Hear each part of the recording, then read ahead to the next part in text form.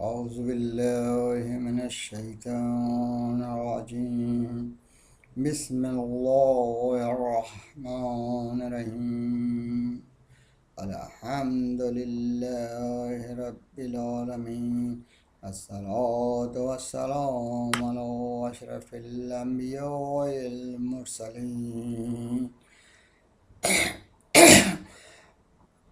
أبي القاسم محمد اللهم صل على محمد وآل محمد وآل بيت الطيبين الطاهرين المعصومين ولعنة الله على القوم الظالمين. قال الله تبارك وتعالى في القرآن المجيد قل لا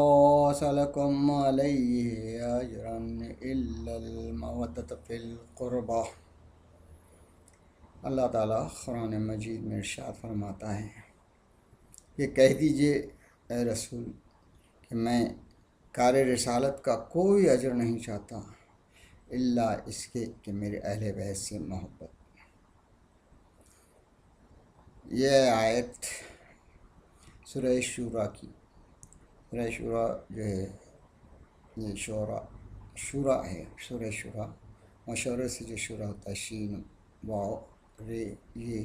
کھڑی الف کی شورا. یہ 23ویں آیت ہے. سورہ جو ہے تو 42واں ہے. یہ واضح لفظوں میں ایک حکم دے رہی ہے کہ بھئی یہ جو کار رسالت ہے اس کا اجر ہم نے محبت اہل بیت مقرر کیا ہے. یہ کوئی اتنی مبہم یا نہ سمجھنے والی آیت نہیں ہے لیکن فہم کی ضرورت ہے. بہت اس کو جو ہے تو کمپلیکیٹ کرنے کی کوشش کی گئی. اس لیے اس کو واضح کرنے کے لیے ہم کو یہ دیکھنا چاہیے کہ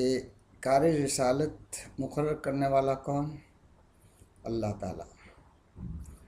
جب اللہ تعالیٰ نے یہ کام سپرد کیا ہے انبیاء کو اور جب اس کا اجر بھی مقرر کرنا طے کرنا بھی اسی کے ہاتھ میں ہے. جس نے کام طے کیا ہے کام دیا ہے اس کا اجر بھی وہی طے کرے گا. اجر دینے والا وہ بھی ہے اور اس کا وہ بھی اس میں شامل ہوگا جو اس کا بینیفیشری ہے یعنی اس کے کام کا بینیفیشری اس کا فائدہ حاصل کرنے والا. تو ہم یہ تینوں کو دیکھیں تینوں پہ غور کریں گے. اجر جو ہے تو ایک سادہ سا لفظ ہے جو اردو میں بھی استعمال ہوتا ہے. اجر ویج مزدوری یا وہ کام کا جو انسان کرتا ہے اس کی نوعیت سے اس کا اجر طے ہوتا ہے. آپ چھوٹا سا کام کوئی کرے گا اس کا اجر چھوٹا رہے گا. بڑا کام کرے گا اس کا اجر بڑا ہوگا. دن رات ہم دنیاوی کاموں میں دیکھتے ہیں کہ ہم جب کبھی بھی کوئی کام کے لیے نکلتے ہیں کسی ڈاکٹر کے پاس جائیں گے جتنا اسپیشلسٹ ڈاکٹر ہوگا اس کی فیس زیادہ ہوگی اس کا اجر زیادہ ہوگا. اس کو ویسے جیسا انجینئر بڑا ہوگا اس کی فیس بڑی ہوگی. جس طریقے سے کام کی نوعیت بلند ہوتی جائے گی کام کی نوعیت بڑھتی جائے گی اتنی اس کی اجر کی نوعیت بھی بڑھے گی. مگر یہ دونوں باتیں جو ہیں اجر اور کام دینے والا اللہ تعالیٰ اجر طے کرنے والا اللہ تعالیٰ. مگر دینے اجر کو دونوں بھی دیں جو کیونکہ اللہ خالق ہے اس نے مقرر کیا ہے اس نے نبی مقرر کیا ہے اس نے. مگر ایک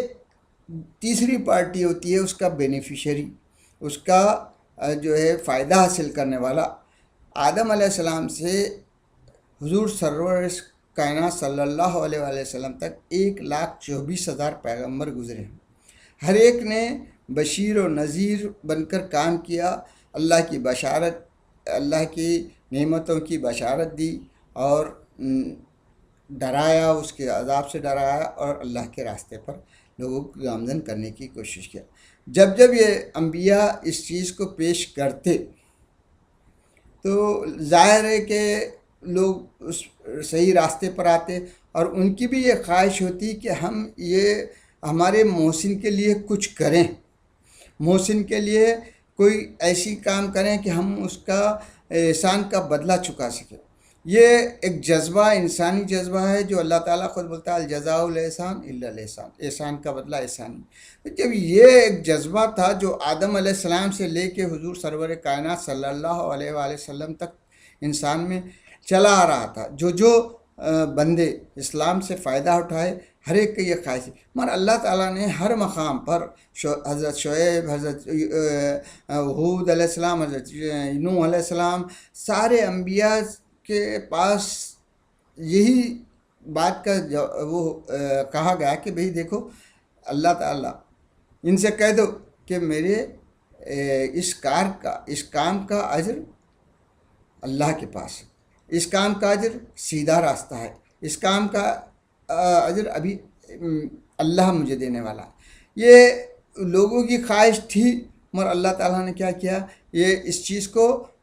اپنے پاس محفوظ رکھا کہ میں اس کا اجر طے کرنا ہوں، آج اس کا اجر تم کو نہیں بتاؤں۔ ایک تو آپ سیدھے راستے پر چلیے، یا اللہ جو ہے تو آپ اجر کی فکر مت کیے، اللہ طے کرنے والا۔ اب ہوا یہ کہ دن گزرتے گئے، وقت گزرتے گیا، اور دین کمال کی طرف بڑھتے رہا، اور بڑھتے بڑھتے جب افضل الانبیاء حضرت محمد صلی اللہ علیہ وسلم کا ظہور ہوا، اور آپ نے اپنی بعثت کے بعد جو تو پورا 23 سالہ زندگی کا میں ایسا کارہائے نمایاں انجام دیا، اور اس کے ذریعے اللہ تعالیٰ نے دین کو کمال کی منزل تک لایا، دین تکمیل ہوا، اس کو جو ہے تو اللہ تعالیٰ نے الیوم اکملت لکم دینکم، یعنی آج میں نے دین کو کامل کر دیا، وہ اتممت علیکم نعمتی، اور نعمتوں کو تمام کر دیا۔ آج کے دن یعنی اللہ تعالیٰ نے ایک دن ایسا آیا اسلام کی تاریخ میں کہ اس دن نعمتیں تمام ہوئیں اور دین مکمل ہوا۔ اب یہاں اجرت کا معاملہ یہ ہوگا کہ اب جو اجرت ہے، اب بینیفیشری جس کے پاس اسلام آیا، مکمل حالت میں آیا، کمال کی حالت میں، آپ جو تو آپ مسلمان ہوتے ہیں، کمال کی حالت میں ایسا دین آپ کے پاس ہو رہا ہے جس سے اللہ راضی ہے، اور وہ اپنے منزل کمال پر ہے، اور ایسی چیز جو کہ آپ کو پوری مکمل مل جائے، آپ اب جو تو اللہ تعالیٰ آپ ایز اے بینیفیشری آپ سے اجر مانگ سکتا ہے، اور اللہ نے مانگا۔ اللہ نے جو ہے تو حضور نے نہیں مانگا، حضور نے نہیں مانگا کہ میں کہہ رہا ہوں کہ میں نے اتنی محنت کیا آپ دیجئے۔ اللہ کیا کر رہا ہے، قل، آپ کہہ دیجئے، ہاں اللہ تعالیٰ آپ کو حکم دے رہا ہے کہ آپ کہہ دیجئے کہ میں اس چیز کا اجر کوئی نہیں مانگتا سوائے اس کے کہ میرے اہل بیت سے محبت۔ یہاں پر کیا ہوگا کہ اللہ جو اب تک کے 15 وقت یا جتنے وقت اجر کا اللہ کے پاس ہے کہہ رہا تھا، یا یہ کہہ رہا تھا کہ سیدھا راستہ کہہ رہا تھا، ہاں وہ اب بتا دیا کہ اب بینیفیشری بھی اللہ کے اس کام میں جو اللہ تعالیٰ نے رسالت کے ذریعے دیا ہے، اس رسول کے کام کا اجر وہ بھی ادا کر سکتے ہیں، اور وہ ادا کرنے کے لیے اس نے کہا کہ بھئی یہ جو رسول کے خرابت دار ہیں، جو اہل بیت ہیں، ان سے محبت۔ سوال بہت سارے اٹھائے گئے اس معاملے، مگر ہر سوال کا جواب ملتا ہے اگر آپ کے اندر فہم ہے۔ سب سے پہلے سوال یہ اٹھایا گیا کہ بھئی اہل بیت سے ہی محبت کیوں، اہل بیت سے ہی محبت کیوں۔ یہاں یہ ہوتا ہے کہ کار رسالت کتنا عظیم ہے، جیسا میں نے پہلے کہا کہ بھئی کار رسالت ایک ایسا کسی بھی مزدوری یا کسی بھی اجر کو طے کرنا ہے تو کام کی نوعیت، کار رسالت ایسا عظیم ہے کہ جو انبیاء اب تک گزرے تھے ان کے ہاتھوں دین کی کمال ہونے کی، دین کے مکمل ہونے کی کہیں بھی سند اللہ نے نہیں دیا،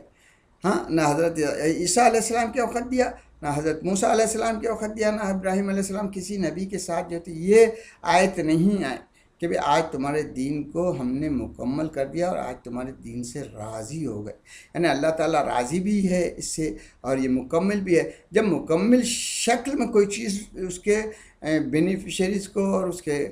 استعمال کرنے والے کو دی جاتی ہے، جبھی اس سے کچھ اجر لیا جا سکتا ہے۔ یعنی یہ چیز اتنی اہم اور وہ ہے کہ جو 1,24,000 پیغمبروں کا کام ہے، وہ کام کا بھی اجر دینا ہے۔ حضور کے ذریعے ان سب کو بھی اجر ملے گا جو اب تک کے دین کو لے کے آئے، دین کو، اسلام کو یہاں تک لائے، تو ان سب کا اجر اسی اجر میں طے ہے۔ اسی لیے اس وقت نہیں طے کر دیا گیا۔ اگر حضرت ابراہیم کے علیہ السلام کے وقت، حضرت یوسف علیہ السلام کے وقت، یا حضرت موسیٰ علیہ السلام، حضرت عیسیٰ علیہ السلام، ان سب لوگوں کے زمانے میں اجر طے ہو چکا ہوتا، تو وہ ان کی نسل یا ان کے ماننے والے بولتے ہم تو اجر دے دیا، اب ہمارا اختیار ہے، اب دوسرا کوئی نبی آیا تو ہم کوئی ماننے والے نہیں، کیونکہ ہم نے وہاں پر سب کچھ طے کر دیا۔ اس لیے اللہ تعالیٰ نے مکمل ہونے تک اجر کے طے کرنے کا معاملہ بازو رکھا،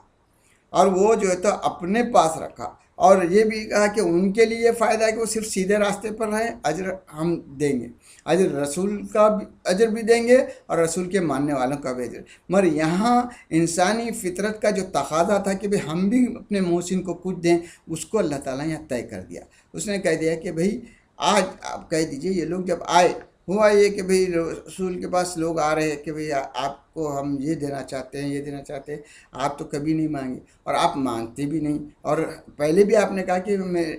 مجھے کوئی، مگر یہاں آپ نہیں مانگ رہے ہیں، یہاں پر اللہ تعالیٰ طے کر رہا ہے، اللہ تعالیٰ کہہ رہا ہے کہ آپ کہہ دیجئے کہ میں۔ اب یہاں بہت سی باتوں کا جو تو کنفیوژن کرنے کی کوشش کی گئی، محبت اہل بیت کے بجائے دوسری محبتوں کو ڈالنے کی کوشش کی گئی۔ پہلے ہم یہ بتا دیں کہ محبت اہل بیت سے بعد میں ان سوالوں کا جو سوالات یہ اٹھائے گئے ہیں اس کا جواب ہم دیں گے۔ پہلے اس بات کو طے کر لیں گے کہ بھی یہ فائدہ مند ہے یا آپ کے لیے کچھ فائدہ مند نہیں ہے۔ یہ چیز محبت اہل بیت رکھ کر اللہ تعالیٰ ہم سے کیا چاہتا ہے، یہ سب چیزیں ہم پہلے ڈسکس کر لیں گے۔ جب تک آپ درود بھی اللہم صلی علی محمد و آل محمد، اللہم صلی علی محمد و آل محمد۔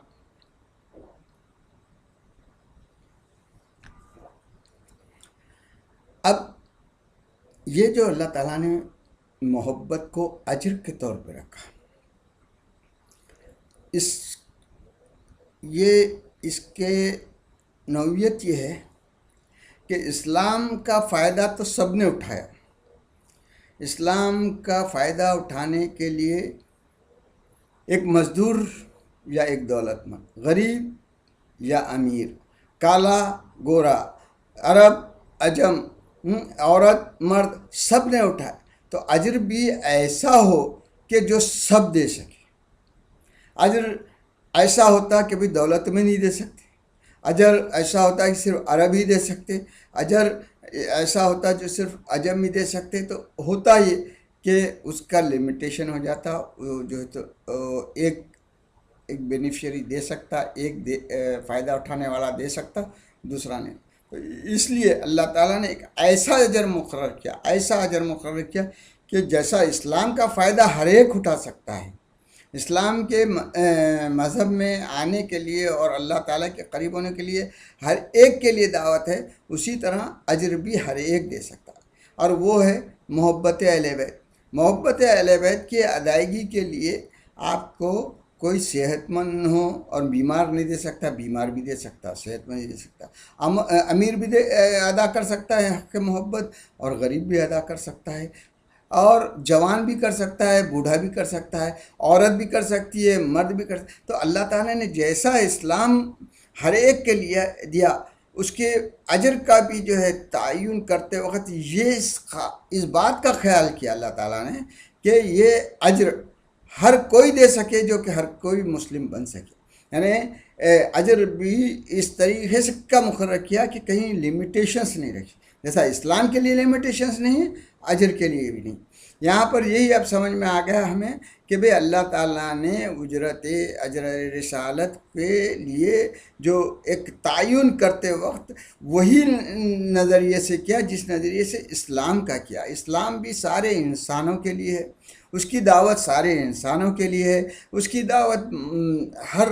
خطے کے لوگوں کے لیے ہے، اس کی دعوت ہر زبان کے بولنے والے کے لیے ہے، اس کی دعوت ہر وہ انسان کے لیے ہے جو یہاں پر خلق ہوا اور جس کو موت ہوئے، جس کو زندگی یہاں پر امتحان گاہ ہے، اور اس امتحان کے پاس ہونے کے لیے، اس امتحان میں کامیاب ہونے کے لیے اسلام کا آئیڈیالوجی، اسلام کو اپنانا ضروری ہے۔ جب اسلام کو اپنا لیا اور اس آئیڈیالوجی سے اللہ کے نزدیک ہوتا، اللہ تعالیٰ نے جو ہے تو اس اسلام کے اسلام جس کے ذریعے سے پہنچا ہے ان کی اجرت مقرر کر کے جو ہے تو اللہ تعالیٰ نے یہ بتا دیا کہ بھئی ہم اجرت بھی جو مقرر کر رہے ہیں وہ بینیفیشریز کو، جو جن کو فائدہ اٹھا رہے ہیں، ان کو یہ اجرت مقرر کر کے ان کے ذریعے سے ان کو کچھ نقصان نہیں کرنے والے ہیں۔ ان کو کوئی ایسا نہیں ہوگا کہ اسلام ادھر لیے اور ادھر یہ کچھ چیز دیکھ کر جو ہے تو ہم کچھ اپنی زندگی میں سے مائنس کر رہے ہیں، کچھ چیز کم کر رہے ہیں، ایسا نہیں۔ اب یہاں پہ وہ جو پوری آیت پڑھیں گے تو اس میں تو اللہ تعالیٰ ارشاد فرما رہے کہ آپ مومن کو بشارت دے دیجیے، یعنی یہ جو اجرت ہے یہ اللہ تعالیٰ کی طرف سے بشارت ہے کہ اگر یہ آپ اجرت ادا کریں گے تو آگے آیت میں کیا ہے کہ اگر تم یہ کام کرو گے تو تمہاری نیکیوں میں اضافہ کر دیں گے، یعنی یہ اجرت کی ادائیگی آپ کو کسی چیز کی کمی نہیں، بلکہ آپ جو کچھ کر رہے ہو اس میں اضافے کا باعث بننے والی ہے۔ یہ محبت اہل بیت جو اجرت کے طور سے رکھا ہے اللہ تعالیٰ نے، اس میں آپ کی تمام عبادتوں کی جو کچھ بھی آپ نیکیاں کریں گے اللہ تعالیٰ اس میں اضافہ کرنے کا وعدہ کر رہا ہے۔ یہ پوری آیت 3 جملوں میں ہے۔ پہلے حصے میں یہ بتایا کہ ایک بشارت ہے، دوسرے حصے میں یہ بتایا کہ یہ اجرت ہے، تیسرے حصے میں یہ بتایا کہ اجرت کی ادائیگی میں آپ اگر ادا کریں گے تو اللہ تعالیٰ آپ کی نیکیوں میں اضافہ کر دے گا۔ یہ آیت کے تینوں حصوں کا پورا جو ہے تو مطلب ہے، اس کا ترجمانی ایسی ہوتی ہے کہ بھئی جب ایسا ہے کہ بھئی ایک بشارت ہے اور اس سے جو تو آپ کی نیکیوں میں اضافہ ہو رہا ہے تو ہم کو پوری طریقے سے غور کرنا چاہیے کہ ہم محبت اہل بیت سے کچھ ملنے والا ہے، کچھ گمانے والے نہیں، کچھ ہم کو حاصل ہونے والا ہے، کچھ ہمارے ہاتھ سے جانے والا نہیں ہے، بلکہ ہم کو ہماری زندگی میں فائدہ ہی فائدہ ہے۔ اللہ تعالیٰ کبھی بھی اپنے بندے کو تکلیف میں نہیں ڈالتا۔ اس نے جو ہے اسلام کے اندر جو ہے تو پہلے وہ کر دیا کہ لا یکلف اللہ نفسا الا وسعها، انسان جو تو اللہ تعالیٰ تھوڑی بہت بھی جو ہے تو تکلیف میں نہیں ڈالتا۔ ہر چیز انسان کو جب اللہ تعالیٰ ہر ایک پہ کوئی چیز دیتا، حکم دیتا ہے، کوئی چیز کی خواہش کرتا ہے تو وہ انسان کے فائدے کے لیے، اللہ تعالیٰ کے فائدے کے لیے نہیں ہے یا اس کے جو تو پیغمبروں کے فائدے کے لیے نہیں ہے۔ اور یہاں اہل بیت کی محبت کو بھی مقرر کیا تو اہل بیت کا فائدہ نہیں، نہ اہل بیت کی محبت سے رسول اللہ کا فائدہ ہے۔ اس میں فائدہ انہی کا ہے جو محبت کر رہے ہیں، فائدہ اس میں یعنی ایک ایسا بہترین اجر اللہ تعالیٰ نے مقرر کیا ہے کہ نہ صرف تم ایک اجر دینے والے بن جاؤ گے بلکہ تم ایک نئے ثواب کے حقدار بھی ہو جائے گے۔ وہ ثواب تم اجر رسالت کی ادائیگی کے ذریعے کر سکتے، یا اجر رسالت ان سے محبت کرنا ہے۔ اب یہ ہیں کون؟ یہ اہل بیت کون ہے؟ یہ خرابت دار کا لفظ ہے وہاں پر۔ یہ خرابت دار کون ہے؟ یہ جب آپ پورا جو ہے تو تاریخ اور قرآن کی کو پڑھتے ہیں، قرآن سے ہم سمجھنے کی کوشش کریں تو خرابت داروں کا ہم کو سب پتہ چل جائے گا کہ یہ خرابت دار ہیں کون، اور انہی کے ساتھ ہم کو چلنا ہے۔ ایک درود بھیجیے، اللہم صلی علی محمد و آل محمد، اللہم صلی علی محمد و آل۔ اللہ تعالیٰ نے قرآن میں کئی جگہ اس بات کا اشارہ دیا ہے کہ آپ کو کس کے راستے پر چلنا ہے۔ آپ دن میں 5 وقت نماز پڑھتے ہیں، ہر نماز میں سورہ الحمد پڑھتے ہیں۔ سورہ الحمد میں آپ ان لوگوں کے راستے کی خواہش کرتے ہیں جو اس پر اللہ تعالیٰ نے انعام نازل کیا، انعمت علیہم۔ یہ انعام یافتہ لوگ کون ہیں اللہ کے؟ وہ بھی جو سورہ نساء میں اللہ تعالیٰ نے بتایا، انبیاء، صالحین، صدیقین اور شہداء، یہ 3 گروہ ہیں جو انعام یافتہ ہیں۔ جب یہ 3 گروہ انعام یافتہ ہیں، 4 گروہ انعام یافتہ ہیں، ان چاروں گروہوں کو تلاش کرنا پڑے گا اور ان کے سب سے بلند ترین لوگوں کو دیکھنا پڑے گا جس کے راستے پر چلنا۔ اب اگر آپ یہ غور کریں گے کہ بھئی یہ تو ان میں سب سے بلند ترین ہستی کون ہے، تو جب ہم اہل بیت پہ آئیں گے، رسول اللہ کے پاس آئیں گے، تو سب سے پہلے جو تو ہم پنجتن کا جب نام لیتے ہیں 5، یہ 5 ہستیاں کون ہیں؟ محمد، علی، فاطمہ، حسن، حسین، یہ علیہم السلام، یہ سب جو 5 ہستیوں میں ہی یہ چاروں صفات ملیں گی۔ انبیاء میں سب سے افضل الانبیاء کون ہیں؟ رسول اللہ صلی اللہ علیہ وآلہ وسلم۔ آپ سب سے افضل انعام یافتہ آپ پہلے ہو۔ دوسرے پہ صالحین میں سب لوگوں کا جو تو فیصلہ ہے کہ بھئی سب سے پہلے اسلام کا جو اظہار کیا آپ نے اپنی کم عمری میں، حضرت علی علیہ السلام، تو آپ نے زندگی میں کبھی بت پرستی نہیں کی، آپ سب سے آگے رہے صالحین میں، اس لیے سب سے افضل ترین صالح شخص اسی میں موجود۔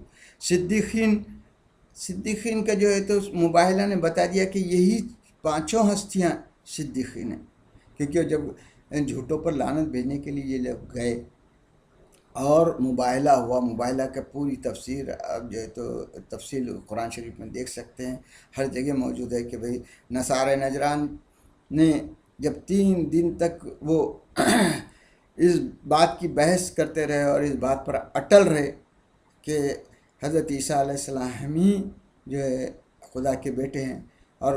ساری باتیں سمجھانے کے بعد وہ نہ سمجھ پائے، تو اللہ تعالیٰ نے حکم دیا کہ یا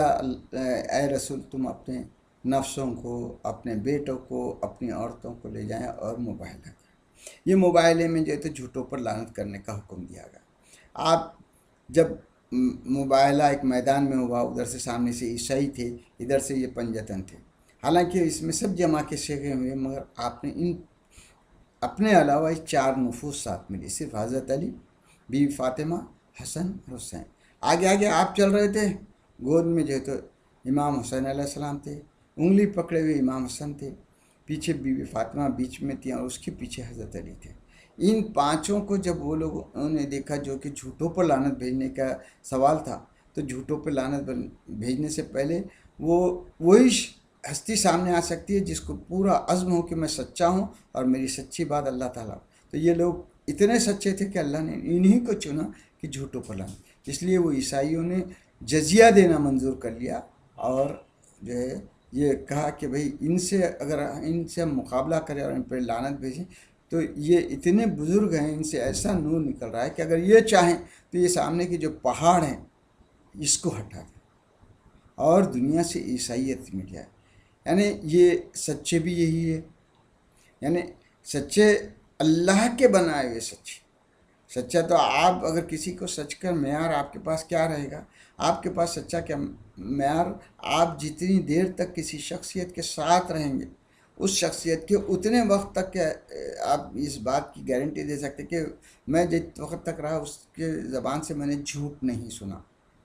اگر آپ ایون یعنی ماں باپ بھی یہ نہیں بتا سکتے میرا بچہ ہر وقت سچ بولتا ہے، کیونکہ وہ ان کی نظر سے اوجھل ہوا، کیسا رہا، کیا رہا۔ ایک ہستی کو پورا سچا کہنے کے لیے صرف خداوند تعالیٰ ہے، جو آپ کے دن اور رات سے سب سے واقف، اور اس کے ڈیسیشن، اس کا جو تو فیصلہ اللہ تعالیٰ نے مباحلہ میں کر دیا کہ یہ دیکھو یہ 5 ہستی ہمیشہ کے لیے سچ ہی۔ یہاں اس بات کی پوری گواہی ہوئی کہ یہ انمتا علیہم کے لوگ جو 4 صفات کے مصداق ان پنجتن میں، اب یہاں پہ سمجھ میں آ رہا ہے کہ ہم کو ان کی محبت کیوں اللہ تعالیٰ نے واجب کیا، کیونکہ ہم کو صحیح راستے پر، سیدھے راستے پر چلنا ہے، اور سیدھے راستے پر چلنا ہے تو ہم کو ایک ایسا راستہ ہو، ایسے رہبروں کا راستہ ہو جو سیدھے راستے پر آگے ہیں، جو سیدھے راستے پر قائم ہیں، جو سیدھے راستے پر لوگوں کو لے جا سکتے ہیں۔ تو اسی لیے اللہ تعالیٰ نے ان کی محبت، جب ان کے پاس آ جائیں گے آپ، جب ان سے محبت کرنے لگیں گے، اور ان کی نزدیکی ہوگی تو آپ کو خود سیدھا راستہ مل جائے گا. یعنی یہ انعام یافتہ لوگ ہیں، اس لیے ان کی محبت واجب ہے. اللہ تعالیٰ نے اور بہت جگہوں پر اور بہت جگہوں پر جو ہے ان کا تعارف الگ الگ طریقے سے کیا. ان کی پاکیزگی کا اعلان کیا اللہ تعالیٰ نے، انما یرید اللہ لیذھب عنکم الرجس. یعنی یہ لوگ ایسے ہیں کہ اللہ تعالیٰ نے ان سے ہر رجس ان سے دور رکھا ہے. جب ہر رجس دور رکھا ہے تو یہ سچے بھی ہیں. اسی آیت کو ہم جو تو ان لوگوں کی عصمت کے بارے میں، یہی لوگ جو تو معصوم اسی لیے ہیں کہ اللہ تعالیٰ نے ان کو رجس کو دور رکھا. تو رجس کو دور رکھا کے معنی بعض وقت معصوم کے معنی بھی تصور کرنے میں لوگ غلطی کرتے. ایسے معصوم نہیں تھے جیسے ایک فرشتے ہیں کہ وہ گناہ کر ہی نہیں سکتے. یہ گناہ کر سکتے تھے مگر ان کو گناہوں کی گندگی سے ایسے واقف تھے جیسے عام طور سے آپ دیکھتے ہیں کہ ایک گندی نالی کے کیچڑ میں جو ہے ایک سمجھدار آدمی اپنا ہاتھ نہیں ڈالے یا وہ گندا پانی پی نہیں پائے گا. تو اسی طرح سے یہ لوگ گناہوں کی جو تو گندگی سے، گناہوں کی کرائیت سے ان کا انٹیلیجنٹ، ان کا جو تو شعور اللہ تعالیٰ نے ایسا دیا تھا کہ وہ گناہ کی طرف راغب ہی نہیں ہو سکتی تھی. وہ مخلص بندے تھے. جیسا حضرت یوسف علیہ السلام کے بارے میں کہا کہ وہ اس لیے گناہ نہیں کر سکے کہ وہ مخلص بندے تھے، اور ہم اگر نہ بچاتے تو کر دے. یعنی اللہ تعالیٰ نے ان کو مخلص بنا، یعنی خالص کر دیا تھا. ویسے یہ خالص بندے ہیں، اور ان خالص بندوں کی طرف آپ جائیں گے، اور یہ ان کی عصمت کا جو بتا دیا گیا ہے تو ان کے پاس آپ کو ہمیشہ پاکیزگی ملے گی، طہارت ملے گی، اور انہی کے راستے سے آپ کو راہ مستقیم ملے گا. اس لیے ہم جو اللہ تعالیٰ نے یہاں پر ان کی محبت کو واجب کیا. یعنی آپ دیکھتے چلے جائیں گے تو ان سے فائدہ ہی فائدہ ہے آپ کو. آپ کی پاکیزگی، آپ کی روحانی بلندی حاصل کرنے کو یہی لوگ. یہاں پر بھی جو ہے دونوں جگہ، اس مقام پر بھی اور آیت تطہیر میں بھی جو ہے. آیت تطہیر کے بارے میں ہم اہل تشریح کے پاس جو ہے تو جابر بن عبداللہ انصاری سے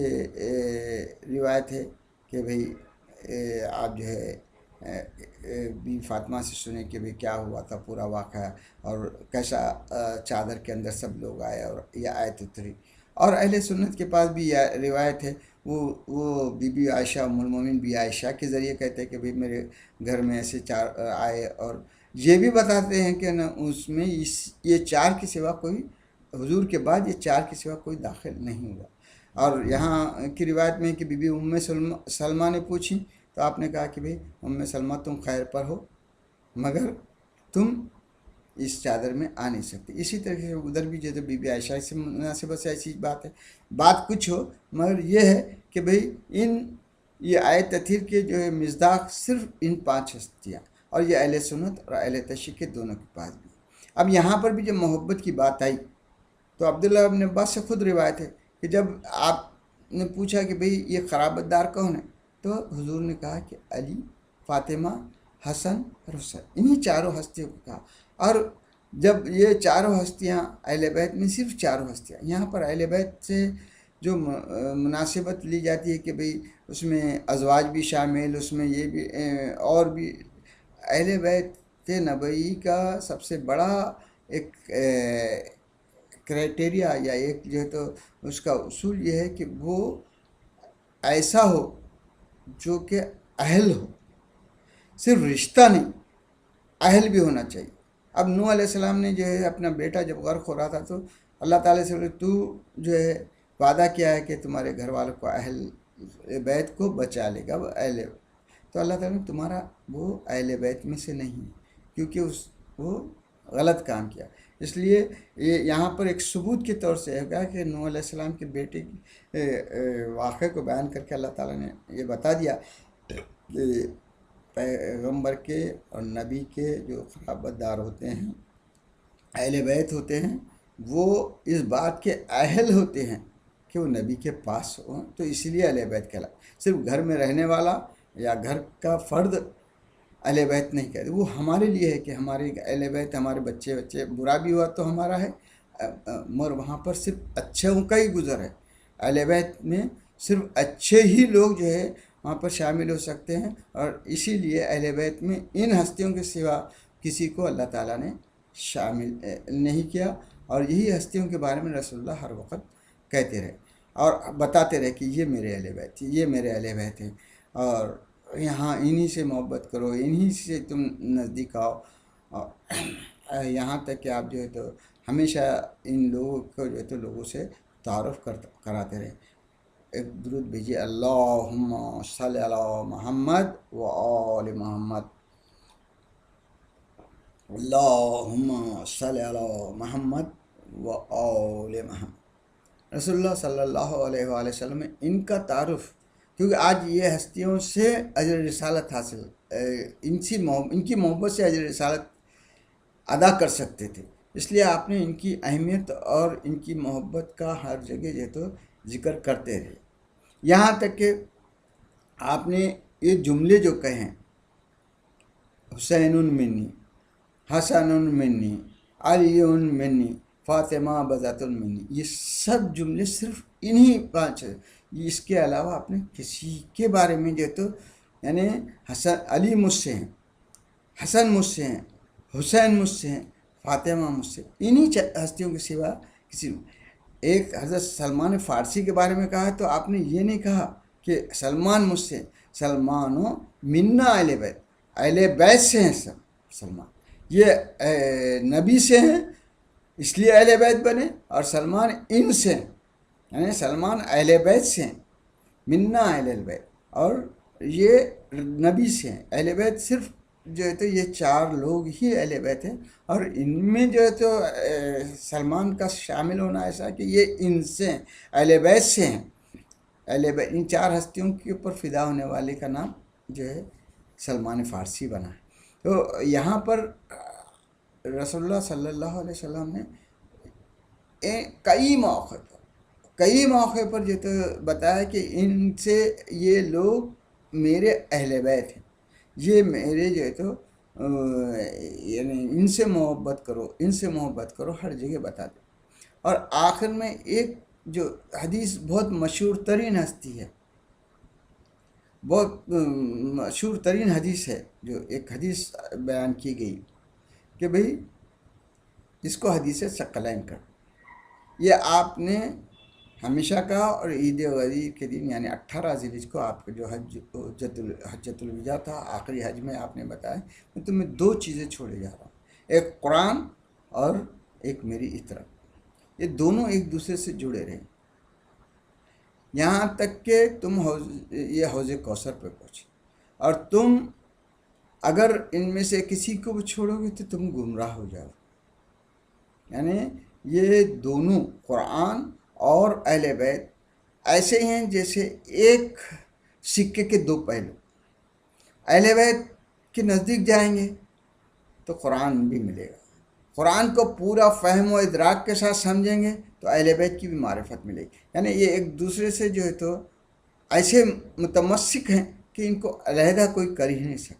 انہی کے ذریعے آپ کو قرآن ملے گا، اور قرآن ہی کے ذریعے یہ ملیں گے، یعنی آپ کو یہ دونوں کا دامن ایسا تھام کے رکھنا ہے کہ آپ کو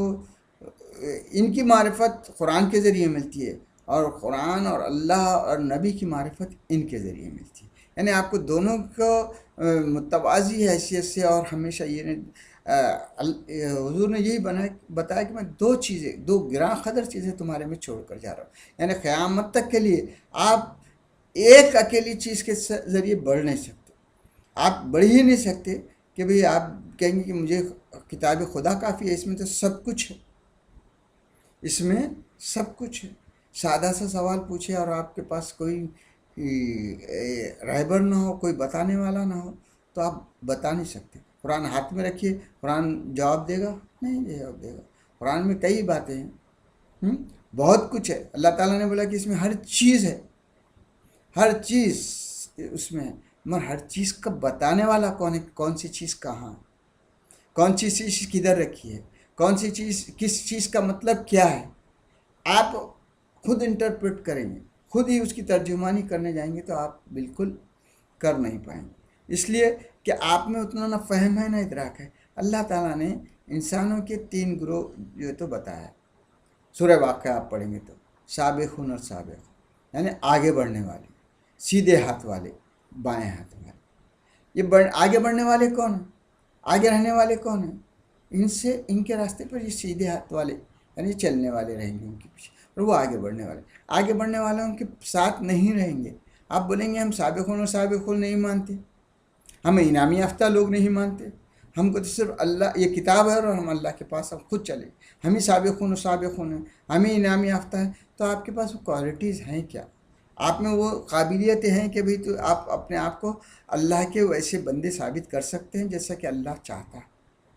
جب آپ میں وہ نہیں ہے تو آپ کو ضرور اور یہ کرنا پڑے گا. اس لیے اللہ تعالیٰ نے ان کی پہچان کے لیے ان کی محبت کو واجب کر دیا. ان کی محبت کو جب واجب کر دیا تو جب آپ ان کے پاس جائیں گے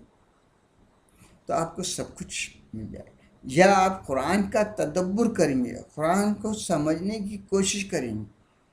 تو خود قرآن ان کے راستے پہ لائے گا کہ ان کے پاس جاؤ اور پوچھو. اللہ تعالیٰ نے قرآن میں کہی دی اگر تم نہیں جانتے تو جاننے والے سے پوچھو، اہل ذکر کا. ہاں، یہ جو جاننے والے ہیں کون ہیں آخر؟ آپ نہیں جانتے، آپ ہی ہیں. آپ تو نہیں، آپ کو تو سوال کرنے والے ہیں. اور صرف ایک شخصیت ایسی ہے، حضرت علی علیہ السلام نے سلونی ان تقدونی، مجھ سے سوال کرو. وہ جو کچھ بھی سوال کرنا چاہتے ہو اس سے پہلے کہ تم میں سے اٹھ جاؤ. یعنی ایسا چیلنج کوئی کیا ہے آپ کے، اس لیے اللہ تعالیٰ نے ان کے در پہ آپ کو لایا کہ اگر تم میرے نزدیک آنا چاہتے ان کے پاس. خود اللہ تعالیٰ نے قرآن شریف میں اپنی محبت واجب نہیں کی، رسول کی محبت واجب نہیں کی، ان کی محبت واجب. اپنی محبت کے بارے میں اللہ تعالیٰ جو ہے سورہ بقرہ کی 165ویں آیت میں کیا ہوتا ہے؟ مومنین اللہ سے شدید محبت کرتے ہیں. یعنی اللہ کی محبت کو اللہ نے انسان کی فطرت کا حصہ بنایا. اس کو جو چیز فطرت میں ہو اس کو کوئی حکم دینے کی ضرورت نہیں رہتی. اس کے لیے نہیں کہا جاتا کہ بھئی اب جیسے آپ کو بھوک لگی تو کھانا کھاؤ، کہیں حکم نہیں ہے کہ بھئی کھانا کھائیے. پیاس لگی تو پانی پیجیے، بھئی آپ پانی پیجیے پیاس لگی، یہ تو فطرت. اسی طریقے سے اللہ کی محبت فطرت میں اللہ تعالیٰ نے رکھا، اور اس فطری محبت کا اظہار مومنین کی تمام تر محبت جو تو اللہ سے تھی. مطلب یہ ہے کہ جب مومن اللہ کی معرفت حاصل کر لیتا ہے تو اس کی ساری محبت جو تو بس اللہ، ہر کام میں وہ اللہ ہی کو پیش نظر رکھتا ہے، اللہ کی مرضی کو ہی پیش نظر رکھتا ہے. اب اللہ کی مرضی کو پیش نظر رکھنا ہے تو اللہ کی مرضی معلوم کرنے کو ہے تو ہم کو اللہ کی معرفت حاصل کرنا ہے. اللہ کی معرفت ہم کو جن کے ذریعے ہوتی ہے وہ انبیاء ہیں،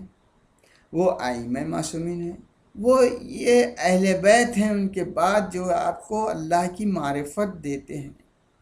اللہ کیا چاہتا ہے وہ انہی کے ذریعے. آپ ان کے عملی زندگی اور ان کی دعائیں یہ سب دیکھنے کے بعد آپ کو معلوم ہے واقعی اللہ تک لے جانے والے یہ لوگ ہیں. مولا کائنات کے نہج البلاغہ موجود ہے، مولا کائنات کی دعائیں ہیں، امام حسین علیہ السلام کی دعائیں ہیں، دعائے عرفہ ہے، امام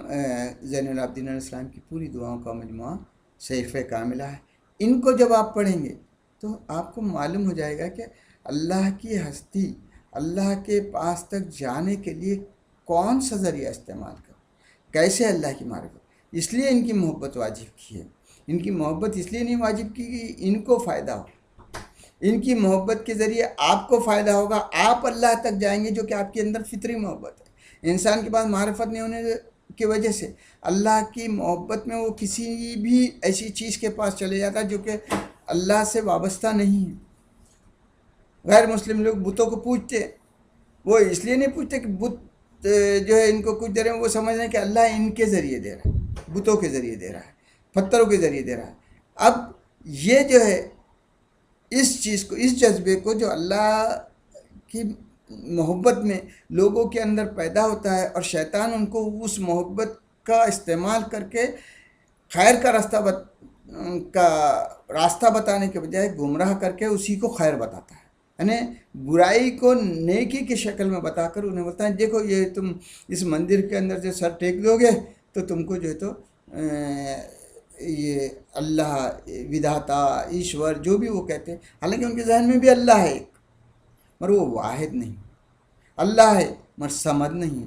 اللہ ہے وہ جو ہے تو لا ولد نہیں ہے، ان کے پاس تو کیا ہے، کئی اس کے اندر جو تو شرک کے جذبے شامل ہیں۔ تو اس ساری کثافتوں کو دور کرتے ہوئے خالص اللہ کی محبت کی طرف جانا ہے، ان کے پاس جائیے، یہ آپ کو پوری معرفت دیں گے کہ اللہ واقعی اللہ سے معرفت ہے، اللہ ہے کیسا اللہ، کیوں اللہ تعالیٰ نے جو تو اپنے آپ کو تعارف کرانے کے لیے ان کو بھیجا کہ ان کے ذریعے انبیاء نے آئے پیغام بھیجتے رہے، انبیاء کا سلسلہ ختم ہو گیا، تو ماڈلز کے طور سے جو ہے اللہ تعالیٰ نے جو ہے جیسا یہاں پہ بتا دیا کہ آگے بڑھنے والے سابقون و سابقون انعامی یافتہ، اور اس طرح سے اہل ذکر راسخون فی العلم، پوری کتاب کا علم جاننے والے، یہ رسول کی رسالت کے گواہ، یہ سب انہی کو کہا گیا، انہیں کو کہا گیا ہے کہ یہ کیا ہے۔ اب یہاں پر جب آپ کو یہاں پر فکر اور اپنے شعور کو استعمال کرنا پڑے گا، اس لیے اللہ تعالیٰ نے کیا کیا کہ ان ہستیوں کو آپ کے نزدیک لانے کے لیے اور آپ ان کے نزدیک جانے کے لیے ان کی محبت کو واجب کیا۔ ان کی محبت کریں گے تو آپ کو اللہ ملے گا، جو آپ کی ایک بھوک ہے، آپ کے دل میں ایک بھوک ہے، آپ کو ایک تمنا، ایک تڑپ ہے کہ میں خالق سے ایسی محبت کروں خالق راضی ہو، مگر وہ محبت کرنے کے لیے اس کی معرفت ضروری ہے۔ معرفت کے بعد ہی محبت میں جو تو خلوص پیدا ہوتا ہے، معرفت کے بغیر بالکل محبت کا جذبہ جو ہے تو ایک اس کے اندر ایک خلوص اور خشوع خلوص پیدا نہیں ہوتا۔ اس کا ایک مثال دے دیتا ہوں کہ میں جیسا ایک بچہ ہے جو ماں سے بچھڑا ہوا ہے، جوان ہو گیا مگر اس نے ماں کو دیکھا نہیں، دل میں ماں کی محبت ہے، بہت محبت ہے کہ میں ماں مل جائے تو میں جانثار کر دوں، میں ماں مل جائے تو یہ کر دوں، ماں سے تعارف ہو جائے۔ اب اگر کوئی ذریعہ مل جائے کہ بھئی وہ فلانی شخصیت آپ کی ماں تک آپ کو پہنچاتے ہیں، تو آپ اس شخصیت سے بے انتہا لگاؤ کریں گے، اس کو لپٹ جائیں گے، اس کو بولیں گے جو چیز چاہے مجھ سے لے لے، مجھے میری ماں سے ملا دے۔ اسی طریقے سے اللہ تعالیٰ نے اس جذبے کو جو ہمارے اندر موجود ہے، ہمارے اندر ایک بھوک کے طور سے موجود ہے کہ بھئی ہم اللہ سے جو ہے محبت کریں گے، اللہ پہ جان نثار کر دیں گے، اللہ نے ہم کو پیدا کیا، اللہ جو ہے تو خالق ہے، اس نے ہم کو اتنی نعمتیں دی، ہم جو ہے تو وہ جو چاہے، مگر وہ چاہتا کیا ہے، اس کی معرفت کے ذریعے ہی ہم کو معلوم ہوگا، اور وہ اس کی معرفت دینے کے لیے کچھ بندے اللہ تعالیٰ نے بھیجا، آپ کی بھوک مٹانے کا اللہ تعالیٰ نے انتظام کیا، اور آپ اس کے لیے آپ نے اللہ تعالیٰ نے ان ہستیوں کو بھیجا۔ اب یہ ہستی آپ یہ کہیں گے بھئی یہ چاروں کے بعد یہ آپ نے امام حسین علیہ السلام کی اولاد میں 9 امام اللہ تعالیٰ نے مقرر کیا، اور ایک اس کی ہستی بقیت اللہ، ہاں اللہ تعالیٰ نے بولا کہ ایک تمہارے لیے خیر باقی رکھوں، یعنی 12ویں امام علیہ السلام جس کا عقیدہ ہمارے ہے، ہم جو شیعہ اہل بیت اس بات کے اوپر فخر رکھتے ہیں کہ ہمارا ایک لنک جو اللہ تعالیٰ نے قائم کیا تھا وہ آج بھی ہم سے وابستہ ہے۔ تو یہ چیز آپ کو اللہ کے نزدیک لے جائے گی، رسول کے نزدیک لے جائے گی، اسی لیے یہاں اس کے کئی پہلو ہیں جو یہ آیت اپنے میں کئی معنی رکھتی ہے، اور اس کے ذریعے آپ ایک صحیح راستہ اختیار کر سکتے ہیں۔ قُلْ لَا أَسْأَلُكُمْ عَلَيْهِ أَجْرًا إِلَّا الْمَوَدَّةَ فِي الْقُرْبَى، کوئی اجر نہیں کیا اللہ تعالیٰ نے، کیا کیا ہے، وہ کار رسالت جاری رہے گا، وہ کار رسالت کا تم کو فائدہ ملتا رہے گا، وہ کار رسالت جو 23 سال کے اندر کمپلیٹ ہوا، وہ اس کا اگر اب فائدہ حاصل کرتے رہنا ہے آپ کو، تو ان سے محبت کرو، وہی چیزیں ملیں گی جو رسول دیتے تھے، وہی چیزیں ملیں گی جو رسول نے جو آپ تک پہنچے، وہی رہبری ملے گی جو رسول نے دی، وہی باتیں آپ کو ملیں گی ان سے جو رسول نے، یعنی آپ ائمہ معصومین کی اگر رہبری کو اپنائیں تو آپ کو اہل بیت کے ذریعے رسول کی ہر بات آپ کو ملنے والی ہے جو رسول نے دنیا کو دی، امت کو دی، اور اللہ کی صحیح معرفت کی طرف لے جانا چاہیے۔ اب آپ کو اس کے فائدے بتاؤ، اور جب تک درود بھیجیے اللہم صلی اللہ محمد و آل محمد، اللہم صلی اللہ محمد و آل محمد۔ جب ان سے محبت کرنے کے بعد ان کی فضیلت معلوم ہو جائے تو انسان راہبر ان کو بنائے گا، سرپرست ان کو بنائے گا، امام ان کو سمجھے گا۔ جب ان کے نزدیک جائے گا تو ان کی فضیلت معلوم ہے۔ اگر دنیا اس نقطے پہ جمع ہو جاتی تو مسلمانوں میں 73 فرقے نہیں ہوتے، کیونکہ افضل یہ ہوتے، آپ خلیفہ انہی کو بناتے، امام انہی کو بناتے، حکم انہی کا مانتے، انہی کے ذریعے آپ جو تو اخوت اور بھائی چارگی کے ساتھ رہتے۔ مگر افسوس کہ ان کو چھوڑنے کے بعد 73 فرقوں میں تقسیم ہو، آج ہر فرقہ پھر در فرقہ تقسیم ہوتے جا رہا ہے۔ ان کا دامن مضبوطی سے اگر پڑھ لیں ہاں، وَاعْتَصِمُوا بِحَبْلِ اللَّهِ جَمِيعًا لَا تَفَرَّقُوا، یعنی یہ اللہ کی رسی ہے، مضبوط رسی، ان کے ذریعے آپ اللہ کی طرف جا سکتے ہیں۔ اور افسوس کہ ہم جو ہے یہاں پر مسلمانوں نے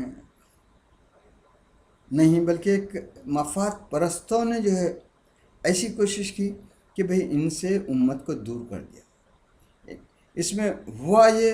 کہ امت کا نقصان، ان سے محبت کرنے کے بعد فائدہ امت کو ہوتا، فائدہ مسلمانوں کو ہوتا، فائدہ اس مخلوق کو ہوتا جو خدا کے بندگی کے لیے تڑپ رہی۔ ان کی تڑپ کو انہوں نے دور کیا۔ یہ اس تڑپ کو، اس پیاس کو بجھانے کے لیے ان سے محبت بہت ضروری ہے۔ آپ ہر مسئلے کا حل ہو جاتا اگر ان سے محبت کر کے ان کی فضیلت سے واقف ہوتے، کیونکہ یہ آپ کو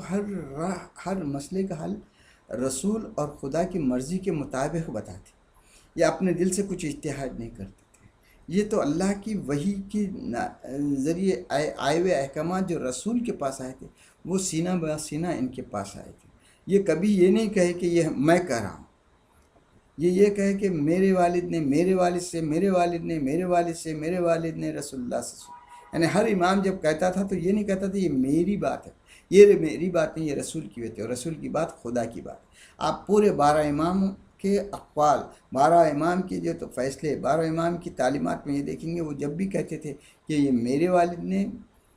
مجھ سے کہا، اور ان کو ان کے والد نے کہا، ان کو ان کے والد نے کہا، یہاں تک کہ بات رسول اللہ تک، اور رسول اللہ سے بات وحی تک جاتی۔ تو وحی الہی کی ساری تعلیمات اگر کہیں ملتی ہیں تو انہی ہستیوں کے ذریعے ملتی ہیں۔ اس لیے اللہ تعالیٰ نے انسان کی رہبری کے لیے، انسان کے فائدے کے لیے، مسلمانوں کے فائدے کے لیے، مومنوں کے ایمان کی روشنی بڑھانے کی، ایمان کی جو تو تجلی کے لیے جو ان کی محبت صرف اس لیے نہیں ہے کہ بھی رسول کا کچھ فائدہ ان کو اس سے کوئی فائدہ نہیں، فائدہ جو تو اللہ تعالیٰ نے ایک ایسا اجر مقرر کر کے آپ کو ایک ایسی نعمت عطا کی ہے کہ نہ صرف آپ بلند ہو رہے ہیں بلکہ آپ کے اعمال کی وجہ سے آپ کا درجہ جو ہے تو دوسروں کے مقابلے میں بڑھتا جاتا ہے۔ اس لیے ان کی محبت، ان کا ذکر، ان کے کردار کو تو آپ آج تک کے دنیا کی 1400 سال گزر گئے کہ ان میں سے کسی نے اعتراض کیا، ان کے کردار پہ اعتراض کیا نہیں، کوئی 12 امام میں سے کسی کے کردار پہ، ان کے علم پہ اعتراض نہیں کر سکے، ان کے فیصلوں پہ اعتراض نہیں کر سکے، پھر کیوں نہیں ان کا دامن پکڑتے، کیوں نہیں ان کے پاس آتے؟ ان سے دوری کر کے کیا ملے گا؟ ایک وزیر تھے کوثر نیازی، یہ بھٹو صاحب کے زمانے میں مولانا کوثر نیازی وزیر تعلیم تھے پاکستان کے۔ انہوں ایک وقت دلی آئے تھے، علی صدیقی صاحب نے جو تو مولود کعبہ کا ایک درشن کیا تھا، اس میں ایک بات انہوں نے کہی، اے مسلمانوں، علی اور حسین کو تم کیوں شیعوں کے حوالے کر دے رہے ہو؟ اگر علی اور حسین کو اسلام میں سے نکال دیا جائے تو زیرو بچ جائے، اسلام ایک زیرو کی شکل میں ہو جائے۔ یہ لوگوں کے پاس سب کچھ مل سکتا ہے اور ان کا دامن چھوڑ کے افسوس کی بات ہے۔ اگر آج بھی ملت ہوشیار ہو جائے، ملت کے اندر جو تو شعور آ جائے اور ان کے دامن کو پکڑ لیں تو اتحاد میں ہو سکتا ہے، طاقت آ سکتی ہے۔ آپ نہ صرف روحانی ارتقا کرتے، دنیاوی کامیابیاں بھی انہی کے ذریعے ملیں گی آپ کو۔ آپ جب متحد ہو جائیں گے تو دنیا آپ ہی سے ڈرے گی۔ آپ جب اتحاد کا معنی یہ نہیں کہ اجتماع کو اتحاد نہیں کہتے ہیں، اجتماع میں لوگ جمع ہوتے ہیں مگر خیالات اور ارادے نہیں جمع ہوتے۔ یزید کا اجتماع بہت بڑا تھا مگر حسین کا اتحاد بڑا اس سے بڑا تھا۔ حسین کے 72 لوگ حسین تھے، یزید کے جو تو لاکھوں لوگ جو تو ہر ایک نفس پرست تھا، ہر ایک اپنے نفس کی فائدے کی چاہ رہا تھا، ہر ایک اپنے نفس کی۔ تو اتحاد اور اجتماع میں بڑا فخر ہے۔ اجتماع نہیں چاہیے، اسلام میں اتحاد چاہیے، جس میں ارادے ہوں، جس میں خیالات ہوں، جس میں جو ہے تو عزم جو ہے تو صرف اللہ کی طرف بڑھنے کا، اللہ کی مرضی حاصل کرنے کا۔ اسی اتحاد اور اسی نظریے کے تحت اللہ تعالیٰ نے چاہا کہ بھئی کچھ انسانی ماڈلز ان میں رکھو، کچھ ایسے بشر ان کے درمیان میں رکھو کہ ان کے طرف آئیں اور کامیاب ہوں۔ اسی لیے اللہ تعالیٰ نے اجر رسالت کے طور سے، کیونکہ اب نبی نہیں آنے والا تھا، اب کوئی دوسرا نبی نہیں آنے والا تھا، تو اس لیے ان ہستیوں کی محبت کو واجب قرار دیا، مگر افسوس کہ امت کو ان سے دور کر دیا۔ بڑے بڑے قابل لوگ جو تو بے انتہا کوشش کرتے ہیں کہ جو ہے اس آیت کے مصداق ان ہستیوں کو نہ ٹھہرائیں اور ان ہستیوں سے دور کریں۔ مشہور ترین ہستی اس زمانے کی، حال کے زمانے کی 7 ویلیوم میں انہوں نے جو تو قرآن کی تفسیر لکھی ہے، جناب مولانا مودودی۔ کاغذ کالے کر دینا بہت آسان کام ہے، فہم و ادراک سے ایک نقطے پہ پہنچنا بہت بڑی بات ہے۔ انہوں نے اس آیت میں کچھ باتیں ایسے کی ہیں کہ لوگوں کو دور کرنے کی کوشش کی۔ پہلی بات، یہ سورہ، ان کا کہنا ہے کہ یہ سورہ مکی ہے، اس کے مخاطب کافر ہیں، اس لیے کافروں سے کیا اجر مانگا ہے۔ دوسرا، آپ نے یہاں پہ ایک آبجیکشن کیا کہ بھئی یہ جب مکے میں سورہ اترا تو وہاں پر نہ امام حسین علیہ السلام کی ولادت ہوئی تھی، نہ امام حسن علیہ السلام کی ولادت ہوئی تھی، تو سوال ہی نہیں پیدا ہوتا ان کی محبت کا۔ تیسری بات انہوں نے یہاں پہ یہ کی کہ بھئی جب قرابت دار کہہ رہے ہیں تو قرابت دار میں رسول کے کافر لوگ بھی تھے، یہ ایک بات کہی انہوں نے۔ یعنی یہ 3 باتیں کرنے کے بعد آپ آگے اور بڑھتے ہیں، آگے بڑھ کے یہ کہتے ہیں کہ بھئی کیا رسول اتنے پست ہو گئے کہ انہوں جو ہے تو اپنے کام کا اجر مانگے۔ اور 5ویں بات انہوں نے یہ کہیں یہاں پر کہ بھئی یہاں جو ذکر یہ اہل بیت کا ہے، اس کے لیے ایک ہی راوی ہے عبداللہ ابن عباس، اور ایک راوی پر ہم کیسا بھروسہ کریں؟ آئیے ان کی پوری 5 باتوں پر ہم غور کریں کہ کیسا انہوں نے جو تو لوگوں کو بہکانے کی کوشش کی۔ سب سے پہلی جو ہے تو بات انہوں نے کہا کہ یہ سورہ جو ہے تو مکی ہے اور اس کے مخاطب کافر ہیں۔ ان کو یہ معلوم ہونا چاہیے کہ ہر سورہ اگر مکی ہے تو پوری آیتیں مکی ہونا ایسا ضروری ہے۔ جو قرآن شریف کی تنزیل ہوئی ہے، ترتیب ویسی نہیں ہے، ترتیب وہی الہی کے ذریعے ہوئی ہے، تنزیل واقعات کی وجہ سے۔ تنزیل کبھی جو آیت مدینہ کی تھی وہ مکی سورہ میں گئی، اور کوئی مکی آیت تھی وہ مدنی سورہ میں گئی، ایسا یہ ترتیب بھی اللہ تعالیٰ کی مرضی سے، اللہ تعالیٰ کی وحی کے ذریعے ہوئی، اور اس طریقے سے قرآن جو ترتیب دیا گیا وہ مکمل طور سے اللہ تعالیٰ کے ذریعے دیا گیا، اور یہ پوری ترتیب اللہ کی۔ تو یہاں پر یہ اعتراض کوئی بھی نہیں کر سکتا کہ یہ آیت بھی۔ اب یہاں دیکھیے کہ اگر یہ اس کے کافروں سے ہی مخاطبت ہے تو یہ آیت کا شروع میں جو ہے تو مومنین کو بشارت دینے کا جملہ ہے۔ آپ مومنین کو بشارت دے دیجیے، یعنی جب اگر یہ کافروں سے مخاطب ہے تو مومنین کا ذکر کیوں آتا وہاں پہ؟ یعنی یہ آیت پوری کی پوری آیت مومنوں سے مخاطب ہے، اور یہ مدنی آیت ہے۔ یہاں بہکانے کی کوشش کی گئی کہ یہ دینی میں آیت ہوئی، دین کے مکمل ہونے کے بعد ہوئی، دین کی تکمیل کے بعد آئی، اس لیے جو ہے تو اس میں اجر کا بھی ذکر کیا۔ یعنی آپ کی پہلی بات یہاں رد ہو جاتی ہے کہ یہ مخاطب جو ہے تو اس کے کافر ہیں، یہاں تو مخاطب اس کے مومنین ہیں، یعنی اس میں بتا دیا۔ رہا خرابت دار کافر بھی ہیں، بول رہے ہیں رسول کا خرابت دار کبھی کافر نہیں ہوتا۔ رسول کے بارے میں اللہ تعالیٰ نے ارشاد فرمایا ہے کہ بھئی وہ محمد صرف رسول ہے، یعنی ان کے نزدیک آنے والا صرف رسالت کے لیے آتا ہے، کسی دوسرے رشتہ داری کی، یعنی رسول کے قرابت دار معنوی حیثیت سے ہوں گے، ایک جسمانی حیثیت سے نہیں کہ وہ رشتہ دار ہیں بلکہ ان کے جو ہے معنوی حیثیت سے جو ہے، روحانی حیثیت سے جو قرابت دار ہیں وہ قرابت دار مناسب ہے، اور یہ جو ہے اہل بیت ہی ہو سکتے اور دوسرے نہیں ہو سکتے۔ کوئی کافر آپ کا قرابت دار کہلانا یہ قرآن کی ہدایات کے خلاف ہے۔ رہا یہ تیسری بات کہ بھئی مکے میں جو ہے یہ پیدا نہیں، جب آئی تھی ہم کہہ رہے کہ مکے میں نہیں بلکہ مدنی میں آئے تھے، تو یہ سب مدینے میں پیدا ہوئے تھے، اس لیے مدنی آیت ہے اور یہ سب کا وجود موجود تھا، اس لیے اللہ تعالیٰ نے ان کی محبت واجب کیا۔ یہ تین باتیں جب کیا ہے اللہ تعالیٰ نے، تین باتیں جب مولانا مودودی صاحب نے، ہم نے اس کو یہ رد کیا۔ چوتھی بات انہوں نے جو کہتے کہ کیا رسول اتنے پست ہو گئے کہ اپنے رشتہ داروں کی محبت کا ڈیمانڈ کرے؟ یہاں بھی ہم نے پہلے ہی بتا دیا کہ رشتہ داروں کی محبت اس لیے نہیں ہے کہ رسول کو فائدہ ہو اور رشتہ داروں کو، قرابت داروں کو فائدہ ہو، یہ فائدہ